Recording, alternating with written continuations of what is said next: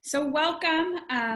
We thank you for joining us this evening. I think this is going to be a very interesting conversation and one that definitely fits with our current state of the country. So welcome.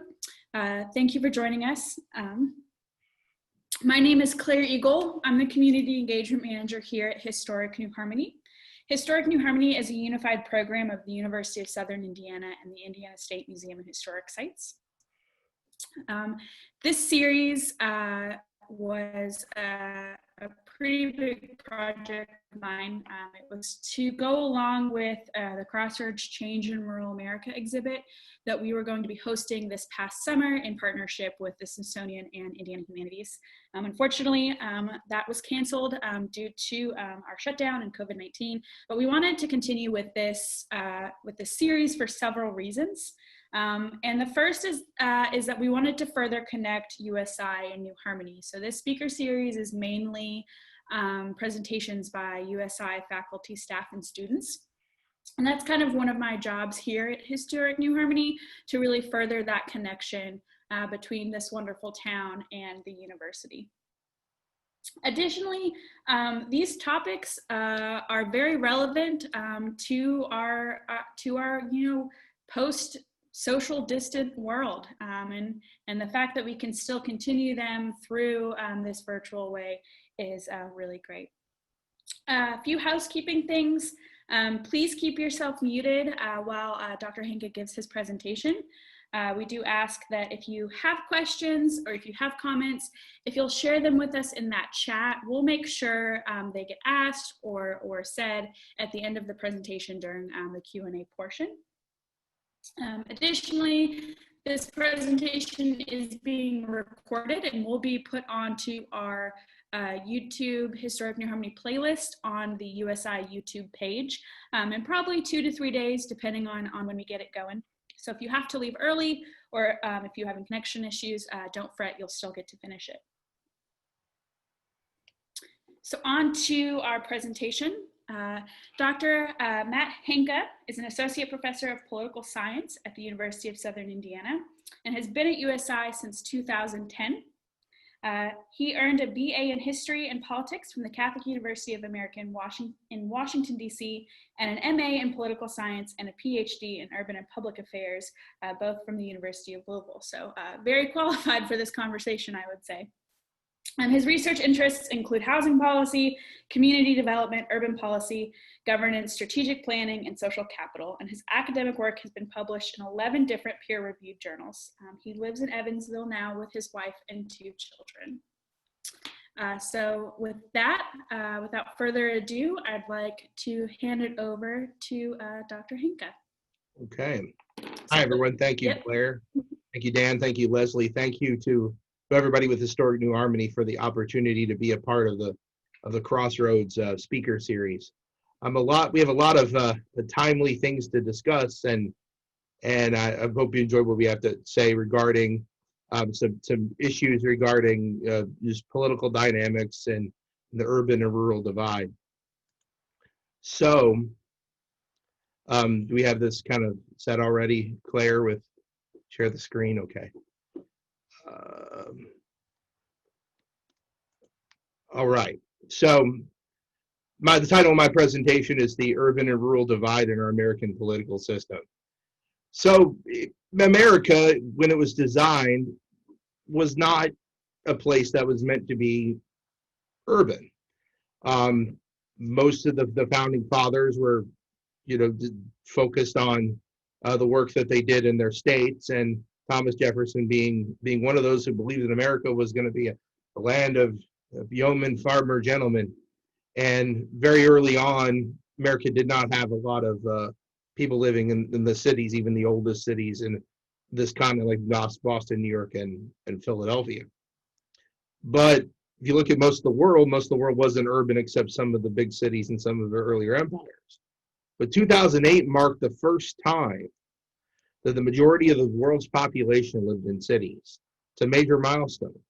So more human beings living in urban environments than rural. It's now about 54%.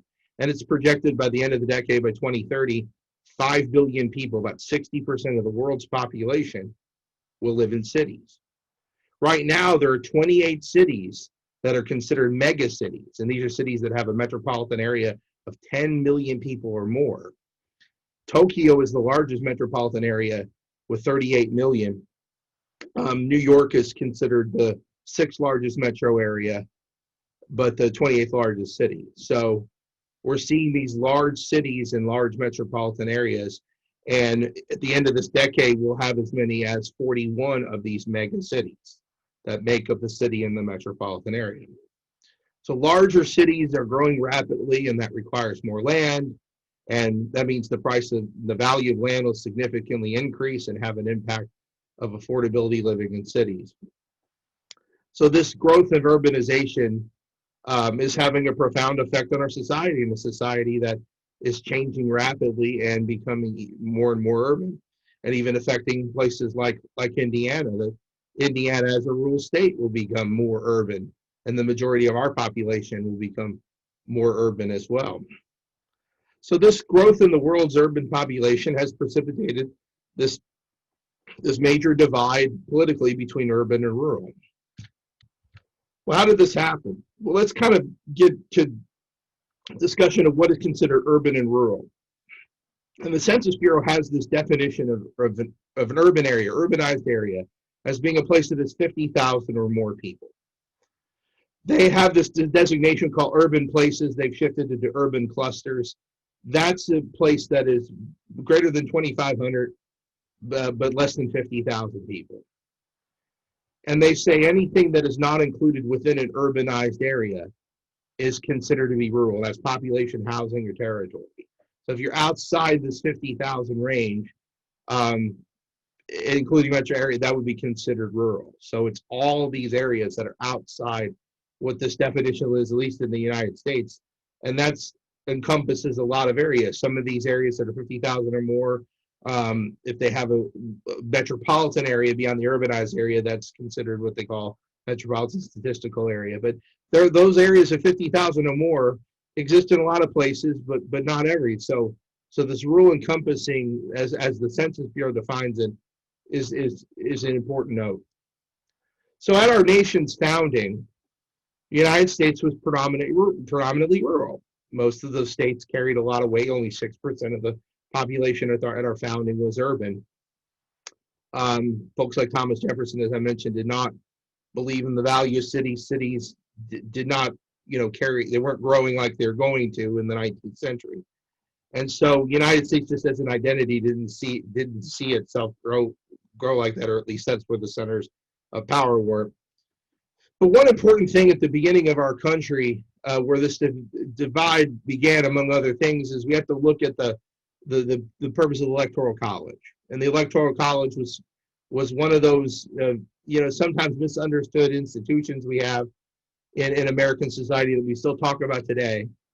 It was highly debated in the Constitutional Convention, but you came up with a system that essentially at the first major contested election kind of blew apart.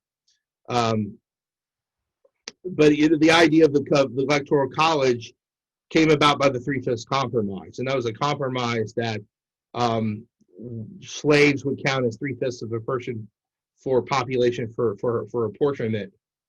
And so, because the populations of the North were much greater than the South, this Three-Fifths Compromise was seen not only as a buy-in to, hey, the Southerners get on board to ratify and support the Constitution, but it gave this advantage from a representation standpoint to slave-owning states.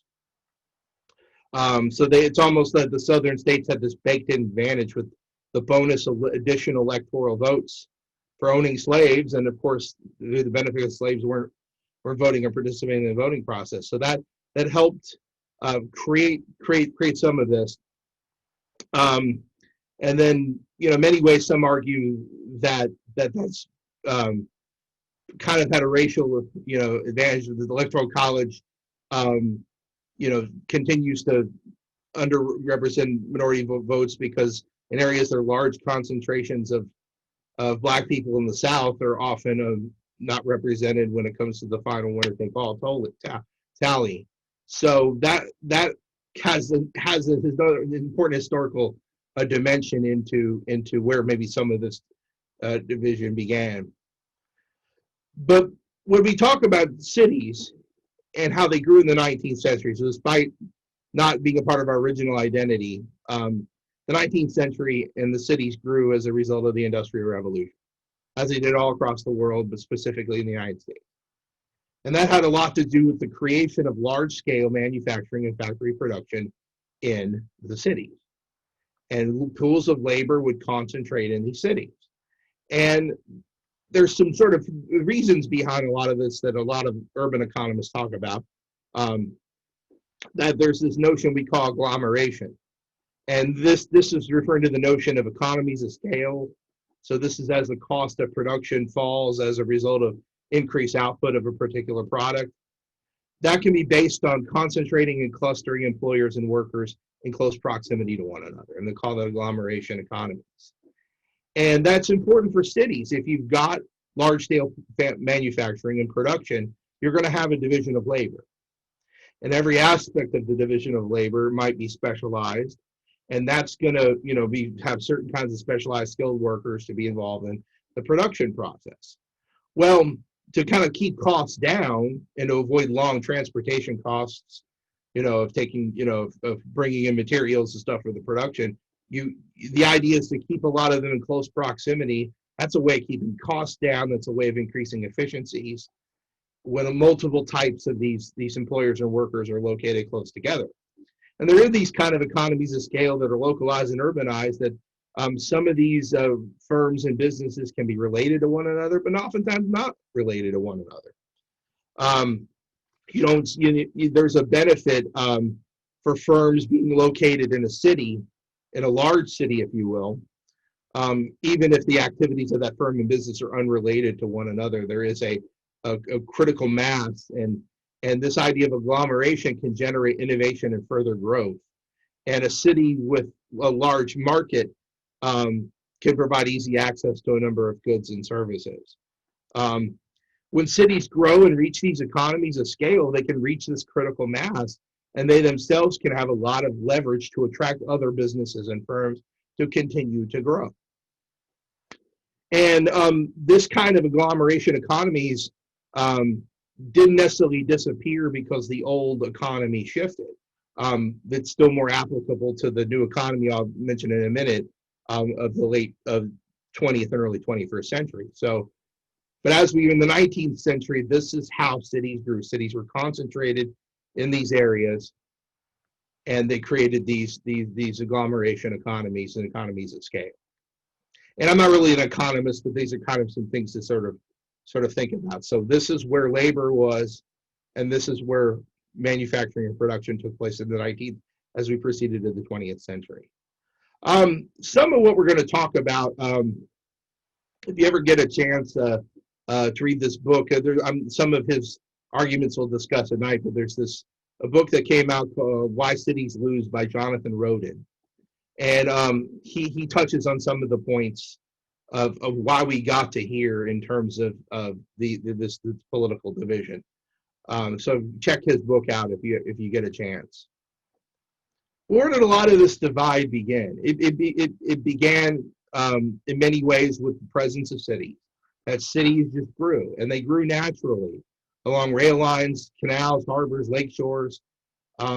That's just a natural output of growth as you're going to concentrate labor, concentrate the number of workers, employers, different firms and businesses that are specialized as agglomeration economies.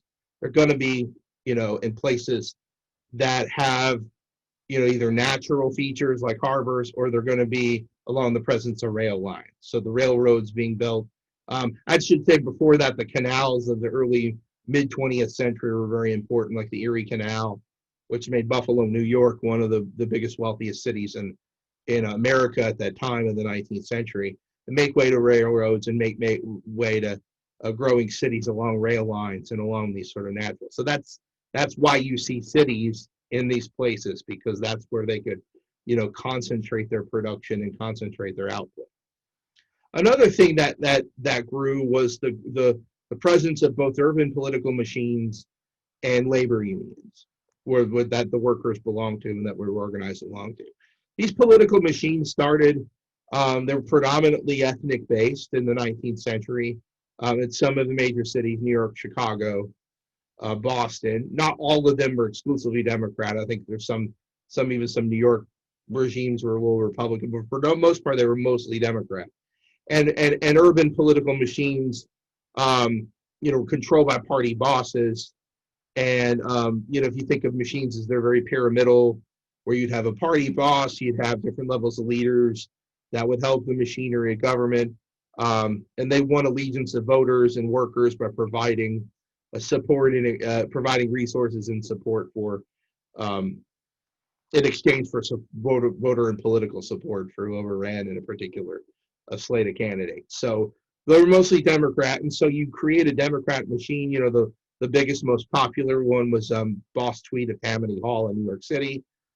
You did have some newer political machines, the dailies in Chicago, much later, of course, in the mid-20th century, but you had some others, and some of them were ethnic-based, Irish-based, but others were Italian-based, Eastern European-based, all depend upon waves of immigration that came in the 19th century.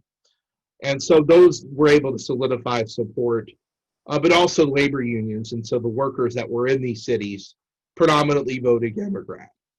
And so if you're clustered in there because of your job, because of the economy, you saw the presence of Democratic voters in cities of all sizes and all different geographic areas across the United States.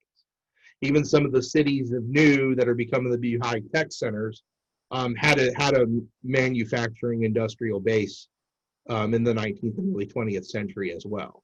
So this is a position of historical development that these places that right now have a big Democratic stronghold that we'll talk about have had this because of the presence of machines and unions who primarily voted Democrat.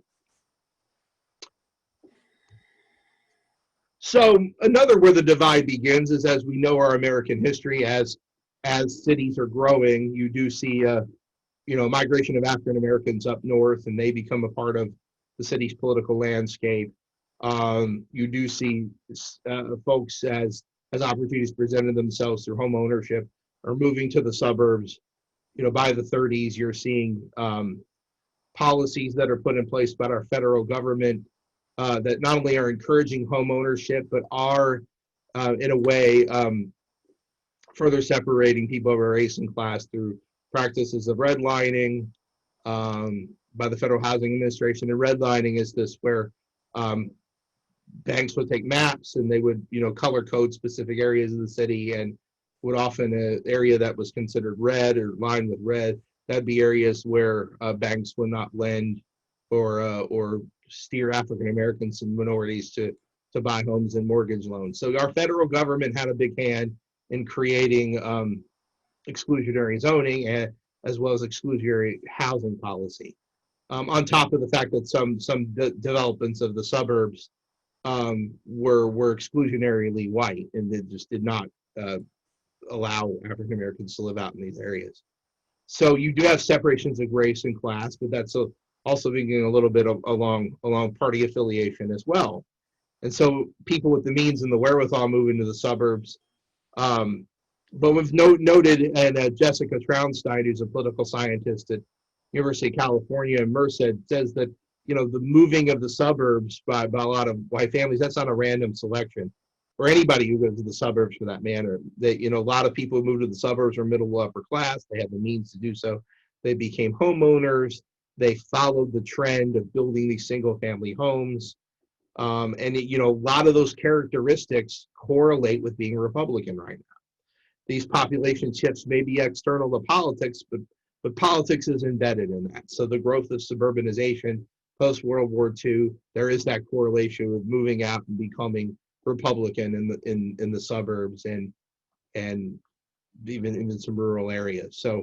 So that, as we talk about white flight and others, you are seeing the separation of people from minorities, African Americans, still concentrated in the cities, and in many ways they're concentrated there because they aren't giving opportunities to move to the suburbs. In many ways, the public housing that white families lived in the 30s.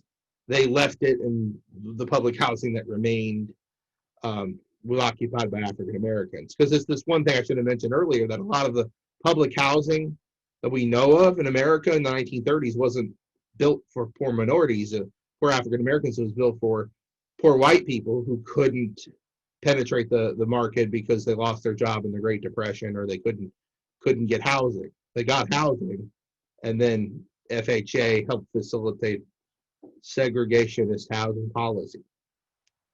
So this white flight, this moving of this did further separate race and class, but even separate as people who identify as Republicans are moving out, and people that are concentrated in cities still Democrat. You do see some of what we call a geographic sorting. That's a term geographers use of individuals who simply just move from one location to the other. And Roden and some of these scholars who look at this said that people have been moving from rural areas to urban areas for economic opportunities. They did that in the first wave of industrialization in the 19th century. It happened. It's happened. But it's not just, geography is a big part of it, but also another aspect has to do with the parties ideologically realigning. That it's, you're seeing, yes, you do have urban voters who are aligned with the Democrats, but as the 50s and 60s took on, you have the parties taking certain social positions on specific issues. And the Democratic Party, that was about working class values, very supportive of the Catholic Church. A lot of Catholics were Democrats, as you say, but then when the Democrats Party started to take positions on on abortion and homosexuality, these sorts of social issues, they in many ways found that some of their stalwart Democratic supporters left the party. There's this notion they left the party, but a lot of people will say that the party in many ways left them, because there's not, the mobility's there, but mobility isn't the only reason. The sorting isn't the only factor, because there's a lot of people who don't move. So, but it does explain that folks that did move into the cities, would align with the certain social issues of the party. So, folks that are going to be a little more conservative align with the Republicans. And as you see, beginning in the 60s and moving into the 70s and 80s, you see the Republican Party taking on a lot of traditionalist platforms of support with the moral majority and all that. That would gravitate to folks that would live in more rural areas. Even though civil rights is another one of those things that even though the Democrats really were kind of a disheveled party, you really had a disjointed party. A lot of urban Democrats as early as the 20s and 30s supported civil rights, but you didn't see the whole party support it until the 60s because of that loose, uneasy alliance Democrats had. Even with John F. Kennedy being president, he had to appease the Southern segregationists who were not really interested in civil rights with the Northern Democrats. And as the 60s progressed and they moved to the civil rights, that certainly had an effect on political positions in the cities and the suburbs. So the parties sort themselves out, and you're seeing this area where you're seeing the solidification of Democrats and Republicans. So as we proceed in the 70s and 80s, the cities are not the cities of the past. We're in a post-industrial, post-manufacturing era where a lot of the old industries, a lot of plants closing that existed in Evansville, Louisville, a lot of them in the Midwest cities. But what impacted cities was America's economy shifting from manufacturing to more of a knowledge economy, information economy in the 70s and 80s. And that knowledge and information economy is fueled and grown by individuals that are highly skilled and highly educated workers. And those individuals are going to be concentrated in cities. So many blue-collar urban workers are replaced in these city centers with college graduates that are highly skilled, highly educated. Immigrants, to a degree, would be individuals who come into America, work in these cities, and take in positions in financial services, technology, media, marketing, and other creative industries. And they were the ones that took those positions. There is an economist named Richard Florida. Maybe some of you have heard of him. He wrote and developed this theory called the creative class theory. And he said the cities that in the post-industrial world who are going to best position themselves in the marketplaces is to create policy that attract this creative class of people, these highly skilled, educated people. And the way you create these people is you do it through what we call amenities. That you provide these amenities for individuals. They're these non-produced public goods that are very unique to a specific local circumstance. So what would be some amenities? Restaurants, shops, bars, sports stadiums, things that make the particular area unique. So a lot of these public development, urban economic development projects are amenities that help attract people. These people are highly skilled, highly educated, have a lot of disposable income. And so they come to cities because that's where those jobs are. Let's call a spade a spade. In many ways, cities have a kind of heterogeneous cosmopolitan place, lots of diversity, openness, freedom, creativity, and people are maybe attracted to cities because they promote these values that tend to align with the modern Democratic Party. And so it just happens to sort of work that way, that people that have these sorts of ideas of openness, of learning, new, diverse viewpoints are going to move into the cities. Whereas areas that are relatively homogenous, maybe conservative, those are going to be people that will likely vote Republican and not live in cities. They'll find urban life unseemly, tedious, dirty, not open to the sort of intricate ballet, or if you will, that Jane Jacobs will talk about, that exists in cities and neighborhoods. So cities' cosmopolitan flavor is going to attract the people who have that open mind. It just happens to be folks that have values that align with the Democratic Party. So another aspect of that is cities, living in cities, people have to rely on public goods to get to and from places. So public goods like transportation, you're going to be bombarded with things that are provided by the public good. Mass transit, it's run by a city. Using specific city services, dealing with regulations, rules, codes, things that you would deal with that any urban dweller or urban resident would live in. So if you're having to deal with that, there's a good chance that you're going to develop and value the role of government intervention. So you're not going to poo-poo or to be dismissive of liberal government policy if you live in a city, or if you live in an existence in a city where you have to rely on the use of public goods. A lot of places in rural America, it doesn't matter using access to public resources. There's a lot of folks that don't need or desire any of that. They just want the basic minimum, or they want the government to stay away from them. They want limited government intervention. And sometimes that's the way urban politics is. It's kind of difficult to just have little to no government intervention. You're going to use public services, and they're going to be provided by the government. And so your affinity towards government is just going to be a little bit higher. Lots of studies show the high correlation and between that. So aside from having those values, there's going to be a greater tendency.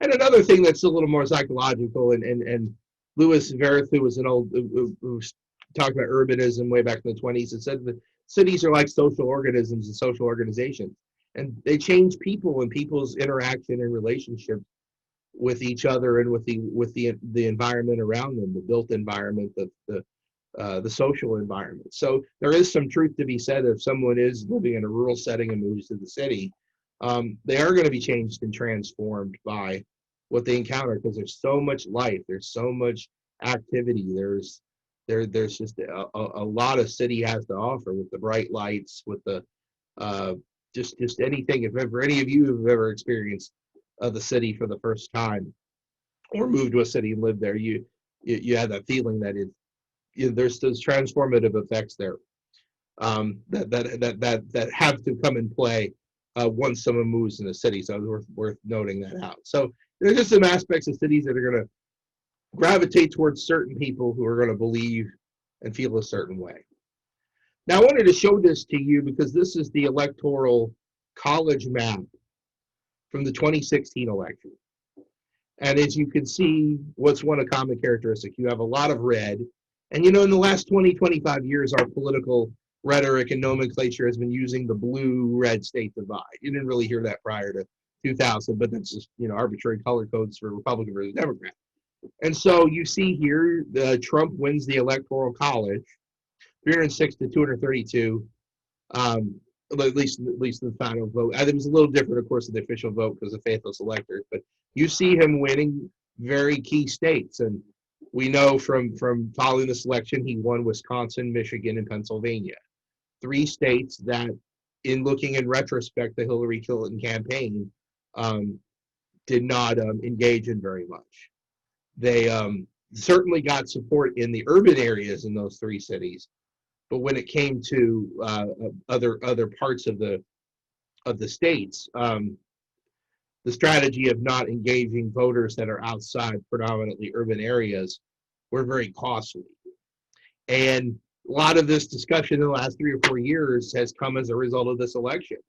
And it's not an unforeseen possibility that we could see some elections turn out this way again, where a Republican wins the majority of the Electoral College, but doesn't win the popular vote. And if you recall from 2016, Hillary Clinton won the popular vote by almost 3 million votes. Yet if you see the Electoral College, that is essentially a 37 seat majority. So in terms of numbers, there's a decisiveness in that victory, despite him losing the popular vote, because he benefited from a system that rewards geography over population, which we'll get a little more in a second. So here's, as we getting more sort of understanding, okay, this little cities grew, let's kind of dive into sort of further causes of this division. We have a system that's an inherent part of the American political system called majoritarian rule. That's 50 plus 1. That is the majority, or even applicable to plurality. Whoever has the most votes wins. And it can be simply as 50% plus 1 or more than everyone else. And this majoritarian rule talks about, it is sort of framed as a winner-take-all system. So if you win even just by 1 or 2 votes, you take the entire win. You win the whole thing. You win that particular congressional seat, Senate seat, or that legislative seat on the state and local level. Or in the case of our Electoral College, you win that particular state. And as you guys recall from the Electoral College, Indiana has 11 electoral votes that consist of 2 the senators, and then there are 9 representatives in Indiana. Number of senators, number of representatives equals 11. So if Indiana, the person, even if it just won Indiana by 1 vote, they would take the entire 11 electoral votes. Now, there's kind of this relationship between a winner-take-all system and a 2-party system. So the 2-party system inherent in American politics has been able to thrive because of this winner-take-all. That it's hard for a third political party to gain any traction, to be able to win a state by itself, to be able to have any effect on the outcome of an election, or even be able to win a seat in Congress. So you have, Bernie Sanders in Vermont's an independent. You have Angus King as an independent.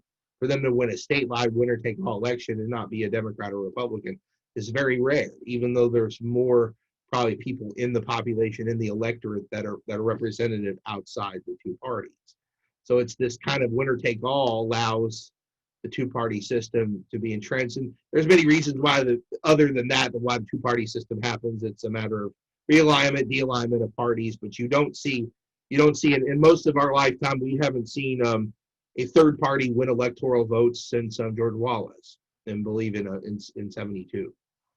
Strom Thurmond, 1948, some of those other ones. That the third parties we've had in relatively recent history, Ross Perot never won electoral votes, but split the electorate. And so that has some implications on the divide, because you have a winner take all system, you win. You know, Democrats are concentrated in cities and Republicans are spread out more over space and geography. So this results in a lot more underrepresentation in Democrats and overrepresentation in Republicans. Roden talks about in his book, it's amazing. Philadelphia or Pennsylvania is an area that you wouldn't think of as being a Republican bastion. Yes, Trump won, and that was political strategy that was misguided by Hillary.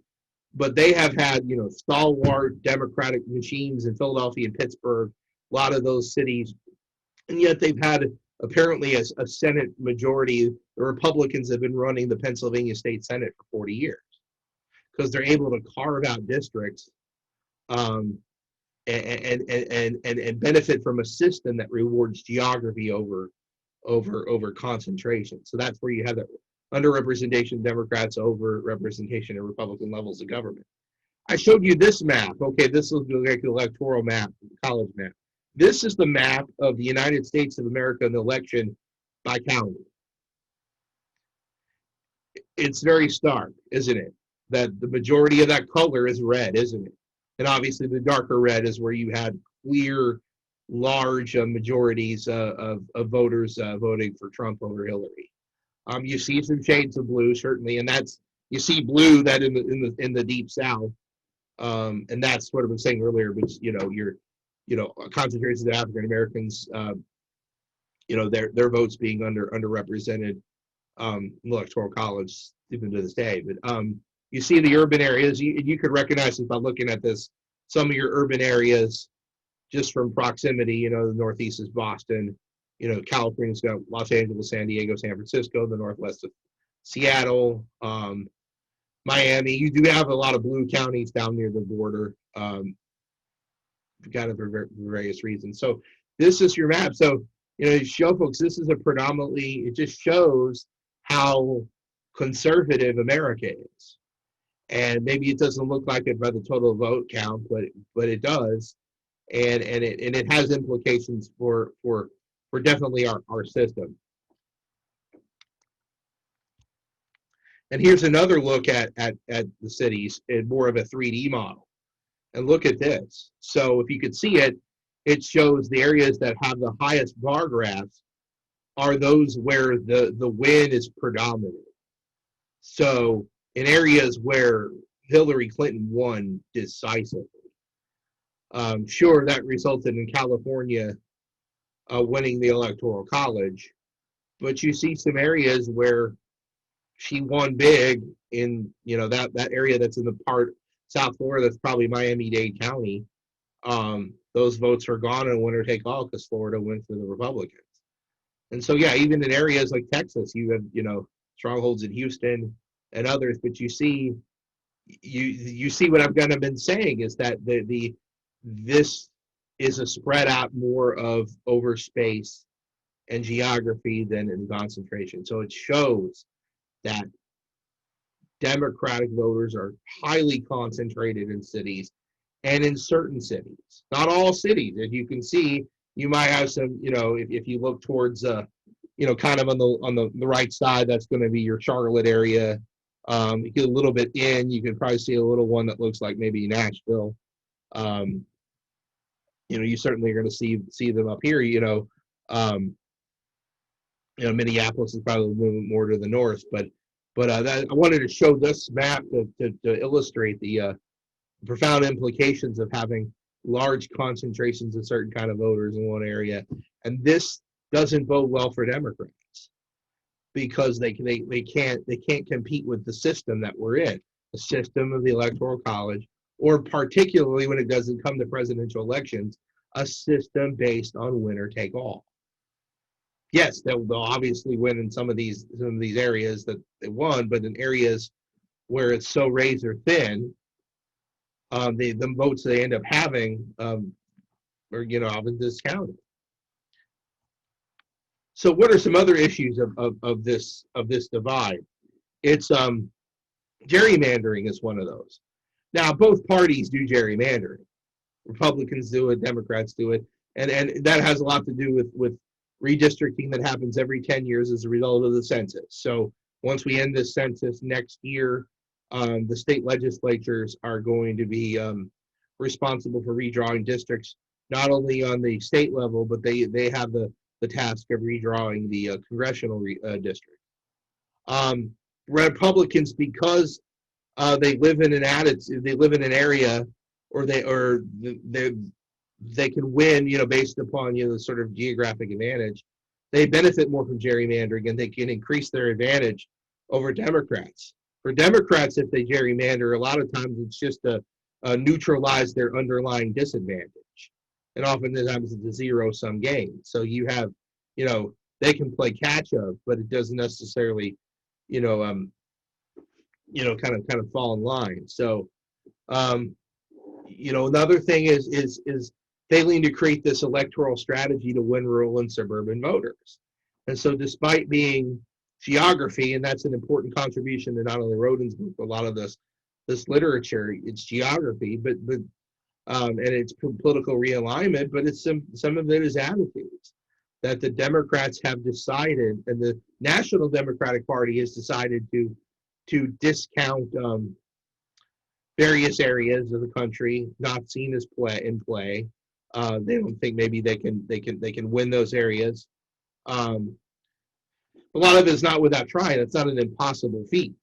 There are, maybe a lot of the voters, they can win the national vote, but Democrats have to have a little bit, somewhat of a conservative platform, almost right to center in these critical districts to win control of Congress and state legislatures. And sometimes that's fallen on deaf ears. I think another consideration to think of is those that are running the Democratic Party who are in major leadership are in stalwart urban districts. So Nancy Pelosi, for instance, is San Francisco. Steny Hoyer is in the Baltimore area. Elijah Cummings was one of those. He was in the Baltimore area. Those are not in the rural urban Democratic areas. And the Republicans have been brilliant to try to take sort of this national narrative and tie certain people running in certain areas, especially if they're swing districts or suburban rural area, and tie them to the national party. That's another instance. So, I remember I was in Atlanta a couple years ago, and there was this. I happened to be there the same week. Georgia was having a primary, and there was this young man named Jon Ossoff who was running in a district that kind of straddled a lot of Atlanta, in a typical district where you're going to conservative and urban voters. And they tied this guy to Nancy Pelosi, where you thought, man, this guy is Nancy Pelosi's best friend. And I think that there's this tendency from a political strategy standpoint to tie kind of these critical elections to kind of that rawest urban political base, when there are districts that the Democrats have to win. And they're not going to win in areas that they're too urban, or their message coming across can't be too urban, and or too tilting towards the interests of people in cities. And from a national standpoint, it certainly didn't help the Democratic Party to have a position where it dismissed the personal characteristics of people who ran in rural areas. Hillary Clinton didn't do herself any favors by looking at certain areas of the country and called them, quote unquote, a basket of deplorables. She's referring to people in America that, frankly, she needed to seek their support, especially areas of America that were very much stalwarts of the Democratic Party a long time ago. But as I said, with the Democratic Party more or less realigning and in many ways leaving, what were their traditional roots, has had a profound impact.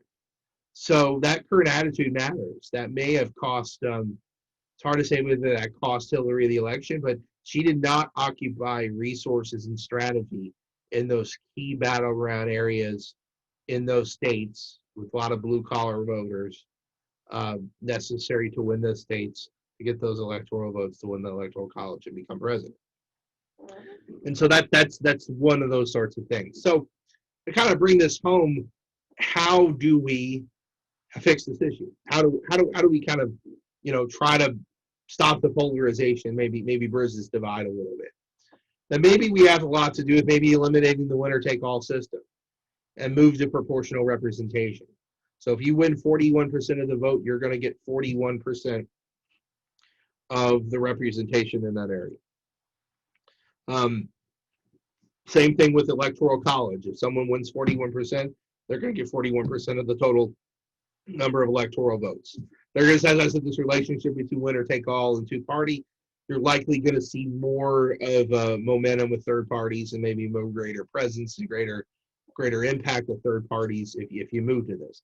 It's been very successful in federalist political systems. You know, you see proportional representation in parliamentary forms of government with Great Britain and Europe and other places that there is, you know, you're voting for the party, and the party puts forth someone who's a member of parliament, and obviously the party you're voting for, so you're voting a lot more for the individual in these winner-take-all situations.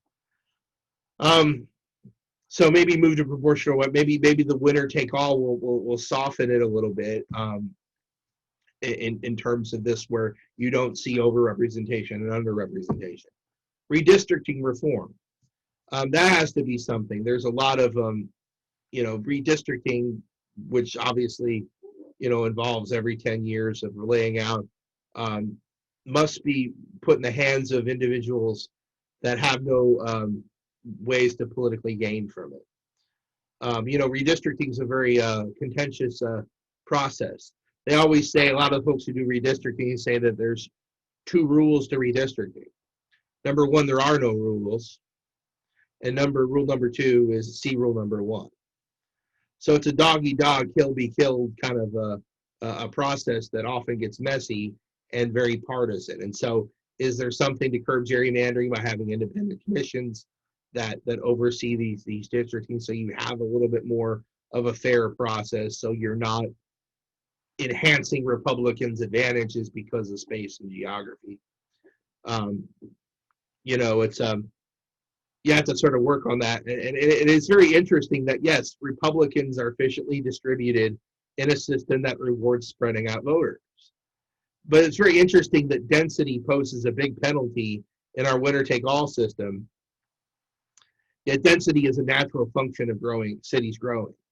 So the fact that cities grow, they become more dense, that becomes a deterrent when it comes to our system that, you know, rewards spreading out voters, especially in winner take all. So redistricting reform, back to that with curbing gerrymandering, might make things a little more compact, because you see all sorts of shapes and sizes of districts. Louisiana one time had a Zorro Z cutting from the middle of the state. That is taking advantage of space and geography in a ways that has tilted the advantage towards the Republicans. Maybe curbing that helps Dems a little bit. You know, another party realignment may happen. Maybe Democrats go back to the party of you know, the Commonwealth workers and become more centrists. That why a lot of this divide exists is in many ways who's the losers. There's the Democrats, and Democrats are concentrated in cities. There's a lot of this system that Republicans benefit from. They're benefiting from that. The map I showed you earlier. This helps Republicans having a system winner take all. But does it become a little more fair if we spread it out, and maybe Democrats go back where they're not totally entrenched with the values of specific liberals and specific progressives in specific areas? There is quite a stark there. There are folks in the Indiana Democratic Party who they have to suffer the sins of the National Party sometime, and a lot of folks in other parts of the country who are Democrat aren't as liberal as the National Party or even some of the larger areas. So is it becoming more centrist? And I think Republicans, yes, there's less for Republicans to have to fix, but if they become more diverse, to expand their bases within cities, that's important. There are Democrats that live in rural areas. There are Republicans that live in cities, but not enough to outweigh a lot of the concentration. And of course, the concentration exists more in the cities for Democrats than it certainly does Republicans. I think the Republicans can benefit from from expanding a base and being aware of other constituencies. They've been slow to embrace a lot of non-white constituencies. Hispanic Latino voters have traditional family values like Republicans, and the Republicans have been slow. And maybe the party platform looks at it and says, "What if there's little incentive to change what we do because we're being beneficial and we're winning?" There's that saying that Republicans fall in line and Democrats fall in love. And that's why Republicans win elections in a number of things. There's obviously the reasons we're talking about tonight are more, but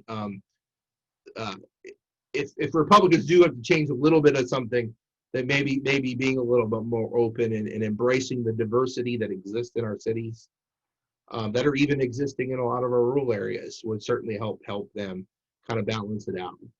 And as you saw the map over here, this is as a result of the economies of agglomeration, knowledge economies. Maybe they all don't need to be in 5 or 6 areas. Now, people are moving to Chicago, and they're moving to Seattle, and they're moving to these places. And maybe businesses need to develop centers of innovation to entice people to less populated, more affordable areas.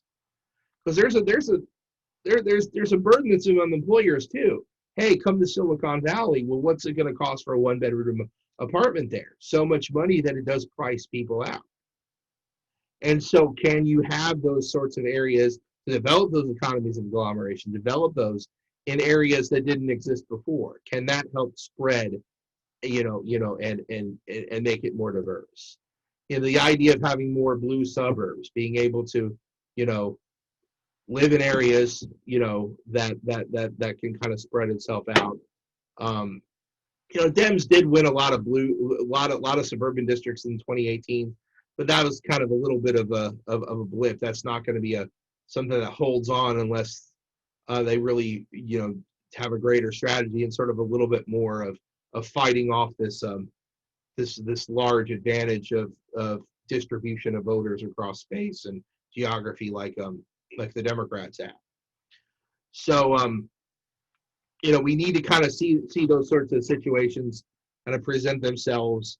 If there's a way that the parties recast themselves in 2020, you're still going to see those economies of agglomeration. You're still going to see highly skilled workers, but can you spread the wealth, if you will? And can that divide be kind of bridged a little bit with some of these possible solutions? It remains to be seen. Thank you very much. I'll take any questions. Thank you, Matt. That was very, very interesting. I know we've had a couple questions come through, and I do invite others, if you have questions, please share them in the chat. And we will start with a question from Andrea Crawford. Why do you think centrism and not progressivism is the way to reach common people and workers? I think it's just a matter of with centrists, you've got to be able to attract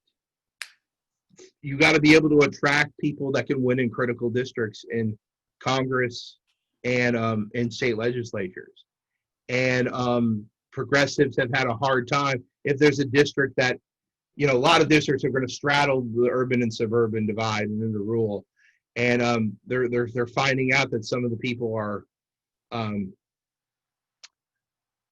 not winning those elections because they're too progressive for the constituency that they're trying to attract. We have another question from Susan Sauls. Do you think the increase of remote working encouraged by the pandemic will impact the distribution of voters?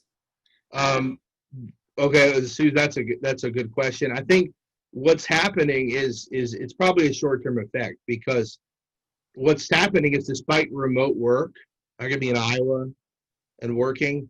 I'm going to work for a company is still going to be based in an area where they can be around related and unrelated firms and businesses, so that agglomeration economies are still going to exist, regardless of the fact that I'm working at home. I'm still going to be working for a company that's going to benefit from that talent pool that exists. Mhm. You know, if it was a large labor pool in the old industrial, like, hey, we need workers, kind of build stuff.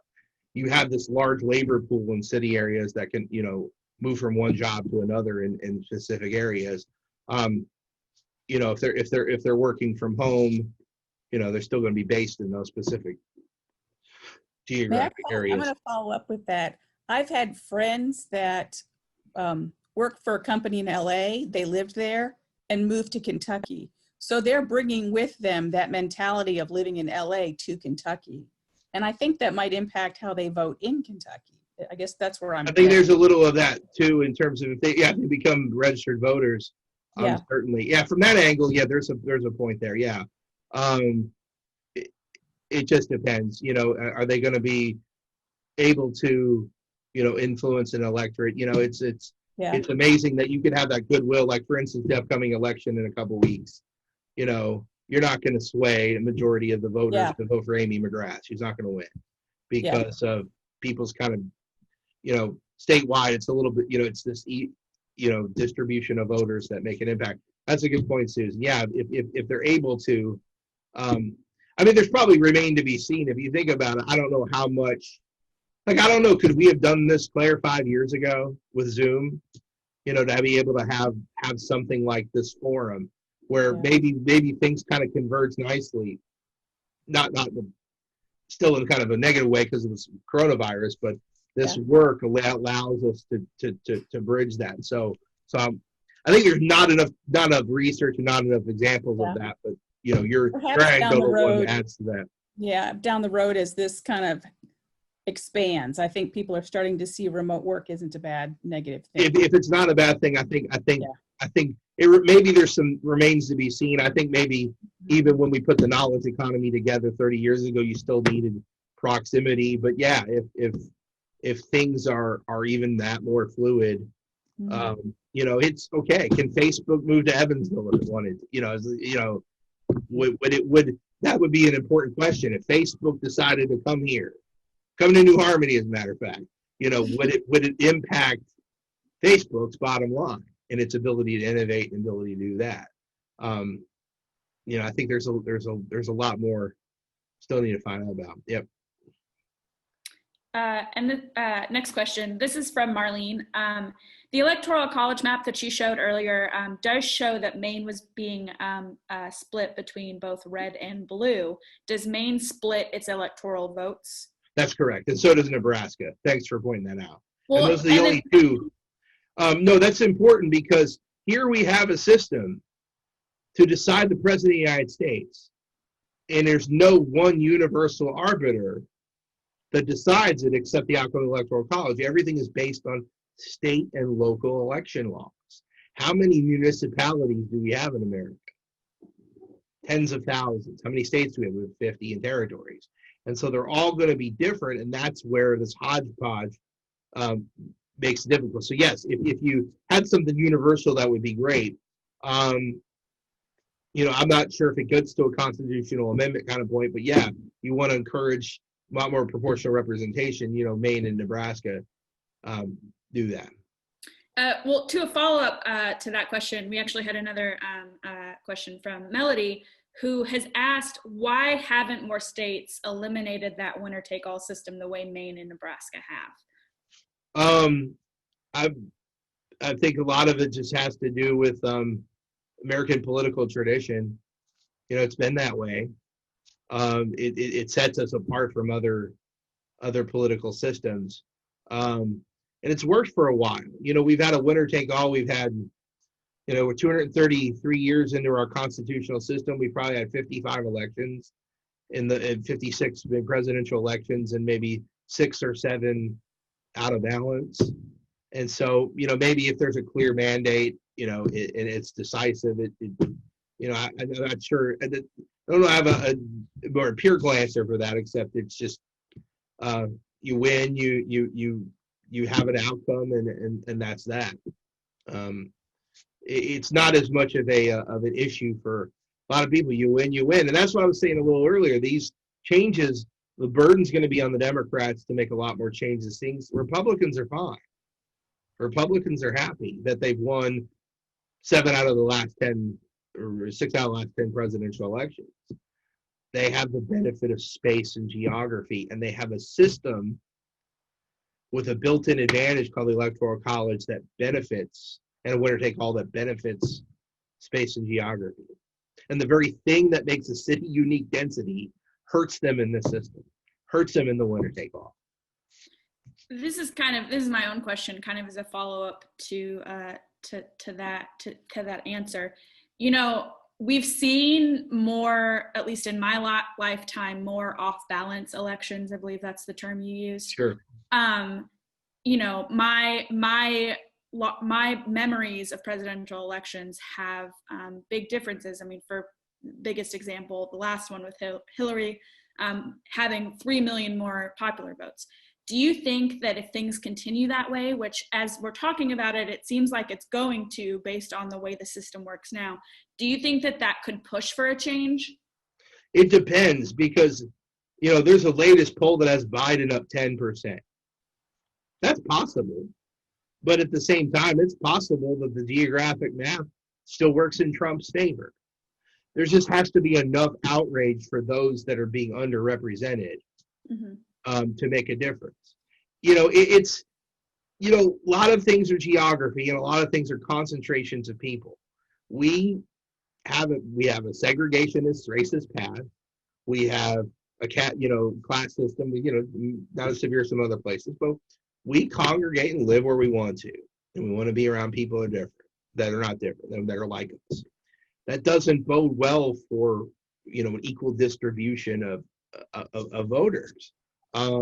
You know, people are going to cities. Hey, I'm out of city because I'm cool and I'm hip and I got this great job. And, oh, my party disdains those people out in flyover country. You know, I just think that if we see a bigger one this time around, there might be more alarm. And it's possible. You know, the 10% with Biden, does he win by 10%? Maybe it's not that high, but it's possible he could win by 5 million votes and still lose. He's not going to take things for granted the way Hillary did. That was a little strategy.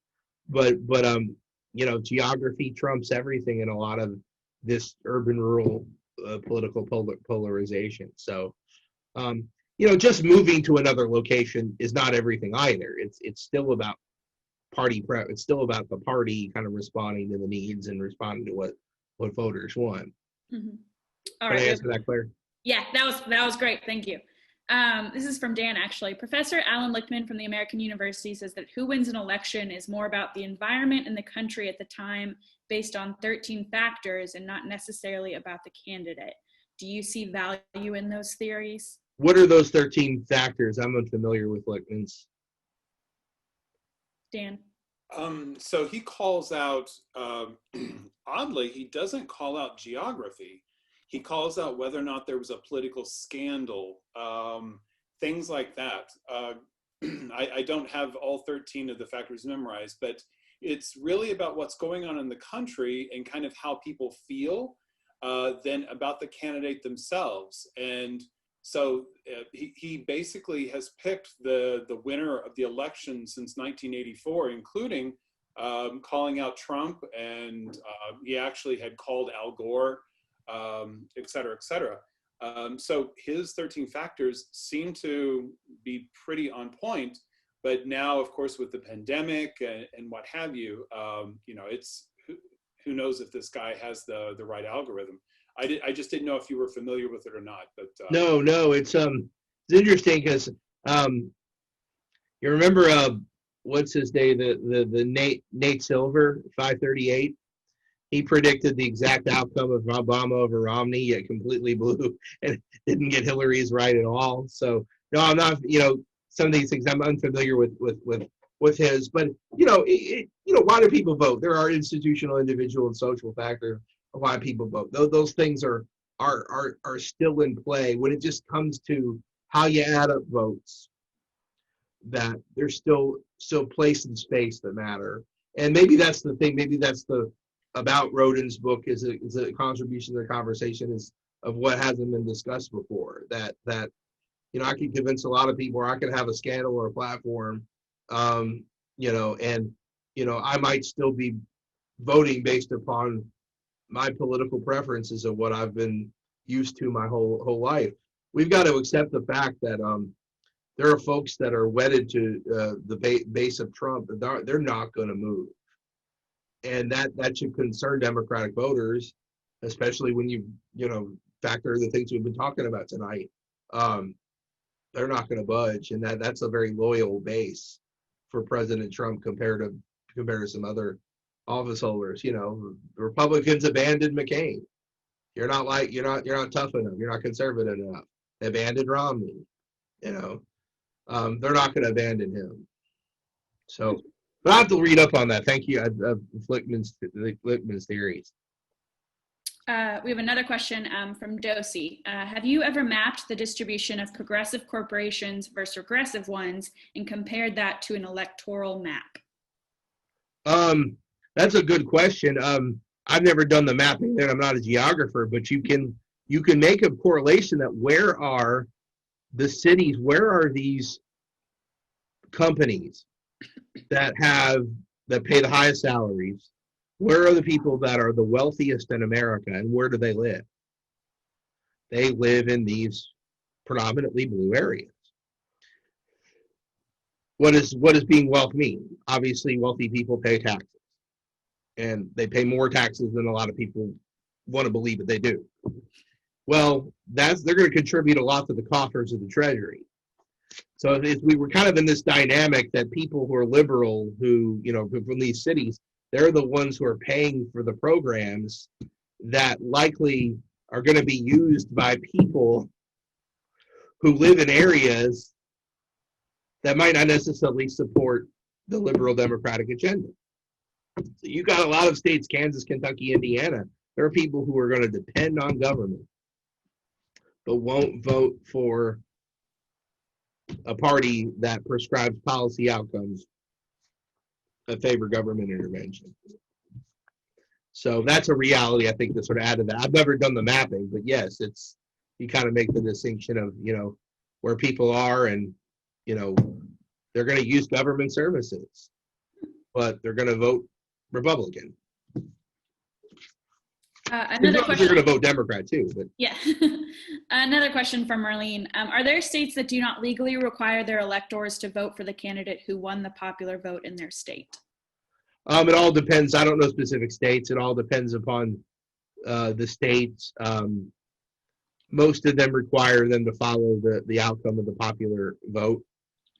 They have this what they call faithless electors, and there's some impunity. I can't say specifically what states, but there's many reasons. We've just since the late 19th century decided to let the popular vote determine the electoral college vote. Doesn't say we have to. Actually, Bush v. Gore in 2000 said, hey, the states can exact that power from the voters and do what they want with it. So actually, it's going to be interesting to see what the states decide to do in this election when it comes to that. But yeah, it says Article 102 just says, electors are chosen in a manner based upon what the legislature decides. But yeah, for the most part, electors are chosen by the parties in the legislature to more or less be aligned with the outcome of the election in that state. Mm-hmm. You did have a couple faithless electors that were on both sides, as a matter of fact, in the official. What I showed you was just election night electoral math. I think at the end of the day, Trump had a few less, Hillary had a few less, and somebody, I think there might have been a rogue for someone other than those two. So just depends upon state law and state rules. That's the thing. These are good questions. There isn't this independent national decider of these things. Who is going to get to decide? If we're going to have, in the next 6 weeks, if we do have an election season where a lot of the legitimacy of the votes and the counts come in question, who arbiters this? Who's going to decide? It's more than just the Federal Election Commission. It's you give these powers to the states to carry that out, and there's all sorts of things that can possibly happen. All right, I just want to do one last call for questions in the chat if you have any, and I have one. You mentioned several times the knowledge economy. Mm-hmm. About you said earlier, it's something I've noticed is that there's a big push in recent years to go for tradesmen and that kind of thing. Do you see a shift away from the knowledge economy, or do you think that's going to hold strong? In cities, as long as there's innovation, as long as there's entrepreneurship, they're gonna value those people that have those high degrees and those high skills. I think if America gets back into making stuff, Claire, where we actually manufacture and get back to maybe our manufacturing past, then the trades will be alive. And yes, the Democratic Party was aligned with the worker. I think we have to return to something. And we have been slow where we're enticing people to participate in the knowledge economy. The meritocracy is another term. You have to have a college degree. You have to, if you're going to make it in America. You're doing this.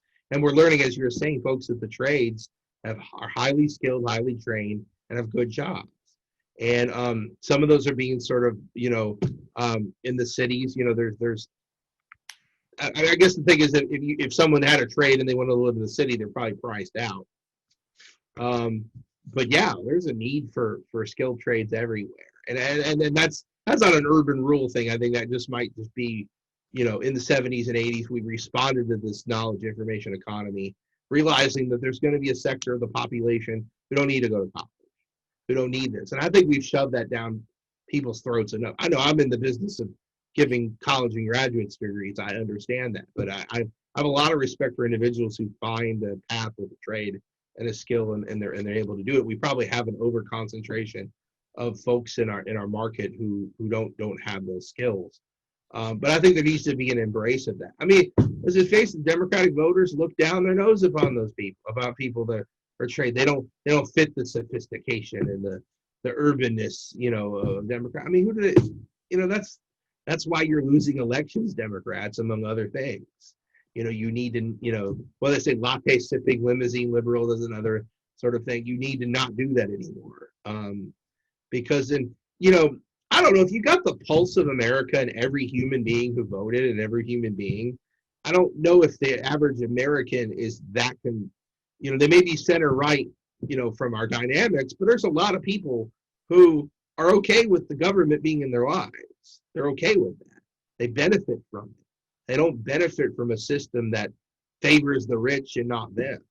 Mm-hmm. But that's our body politic. But then that's what's being said. That's, if you let the Republicans win, they're going to govern based upon an ideology that is limited government intervention. They don't want to. That's why you've seen even in the COVID crisis. I mean, you probably noticed a little this is COVID right now. The states that are run by Democrats are listening to the experts. They're listening to the science. Those that are Democrats are like, I'm sure they're killing every day. Don't want to close the business. I'm talking about back in the spring. And so it's probably very, very, very difficult for them to use the instruments of government to do something.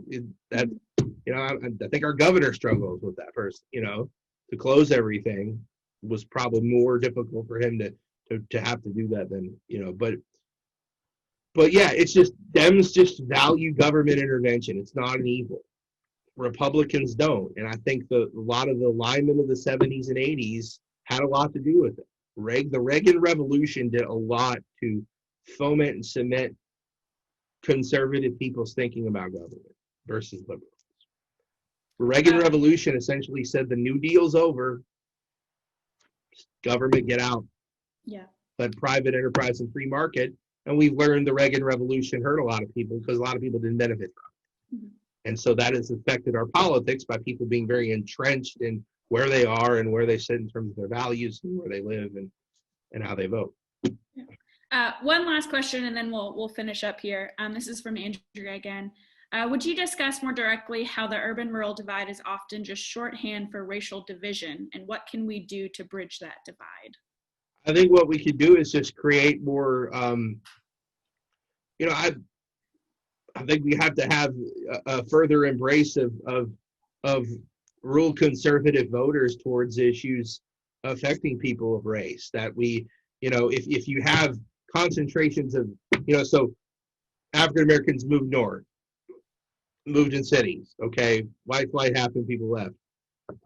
We don't have enough sort of mix of the races to be able to understand what's going on. And with these discussions over the last 6 months or 6 years, if you will, of white privilege and Black Lives Matter, we just are not, we're not living in the same areas. So,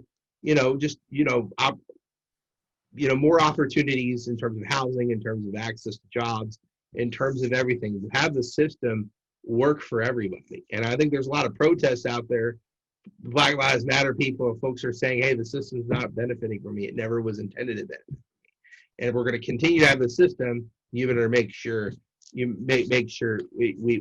do that. So bridging the divide has a lot to do with, maybe the burden's a little bit on Republicans to not look at people of color as inferior. I'm not saying Dems have the advantage, but the Republican Party doesn't even try to pretend to reach out to people of color. Even though you can look at a lot of instances, as I said earlier, Hispanic voters are very traditional conservative. African Americans, especially over the age of 50, are very socially conservative. The data supports that. But is there any orientation towards bringing folks in to become members of the Republican Party? No, and a lot of people are going to stay away because of what they perceive as racism coming from Trump and coming from Republicans. So there's some of that in play, but I think there has to, if we're divided this way, we're going to concentrate our this way. We're going to continue to see the divide. I think if we start to bring opportunities to everybody in all areas, for instance, the Deep South, a lot of Black people live in Mississippi and Alabama. Find a way not to disenfranchise. Maybe proportional representation, would help. There's just we have to. I think it gets more beyond this conversation we're having tonight of bridging that divide. There just has to be better understandings of where people of color are coming from and how can they be part of a system that wasn't built to benefit them. And I think we've been naive to think that, oh, hey, everything's fine, everything's great. We had the civil rights movement. And every turn time, Barack Obama became their first Black president. No. In fact, many of them will tell you it's been hell, and only that 50-year period has been a pause. That the civil rights movement was like, okay, things are better, but everything else has been worse. And there's an argument to be made about that the worst has begun in the last 20 years because we're leaving people of color behind. We've never actualized any of that. And what did we learn in the beginning? We learned that, hey, our foundation of our system of government, our Constitution, is wedded on the legality of slavery, and firmly baked into our system is this idea of racial segregation and slavery, and that maybe in some ways we try to solve it, but I think a lot of American history. I was talking to a student today, and it's funny. I think things that we did in the world, we kind of forgot about that. Oh yeah, we felt so good bringing the boys home from World War II, and we really became that player in global affairs. But realizing, oh, we still have some rights to wrong, and the civil rights movement did that, but it didn't do enough. And I hope it's. I think there's some of this. There is a generation. I think Dan, you're saying generational divide. I see that as well. Yeah, there are going to be folks that are older and more conservative and lived in a time where segregation happened, and but if it took 95 years to right the wrongs of slavery, taking another 60 years to realize full political, social, and civil rights, there's a time where that all waiting has to stop, and to move forward or do something. All right. Well, thank you very much. That was, I think, a very great conversation. And I just kind of have a few things to end on. Just want to kind of give you guys a sneak peek into what we have upcoming in the series. On Thursday, October 8th, we have Dr. Terry Jett, who is a professor from Butler University, and she's going to be presenting Food Connects Us All. On Thursday, October 22nd, we have Lisa Below, and she is an English instructor at USI, and she's going to be presenting We Never Leave Home. So we have, in addition to those two, we have two more after that in the series. It'll wrap up in mid-November, but I think it's been going pretty well so far. So I'm looking forward to the next presentations. And additionally, stay connected with us. We do have a monthly e-newsletter. You can find it at usi.edu/inharmony. You can also go to our Facebook page, and we have a pinned post at the top if you'd like to sign up for it. I think we're on our 4th or 5th month now of the e-newsletter, and it's really hitting its stride. So it's the best way to kind of keep up with us and hear about what we're doing in the office while seeing kind of what's upcoming in our programs as well. And of course, stay connected with us on social media, on Facebook, Instagram, and Twitter. And then finally, if you are looking for more information on this speaker series, you can find it at usi.edu/crossroads speakers. So I do thank you for joining us today, and please continue to support us, tell your friends about us, and tune in for our next conversations. All right, thank you. Bye-bye. Thank you, everyone. Appreciate it. Thank you. Thank you, Claire. Have a great evening, everyone. Thank you, Matt. Thank you.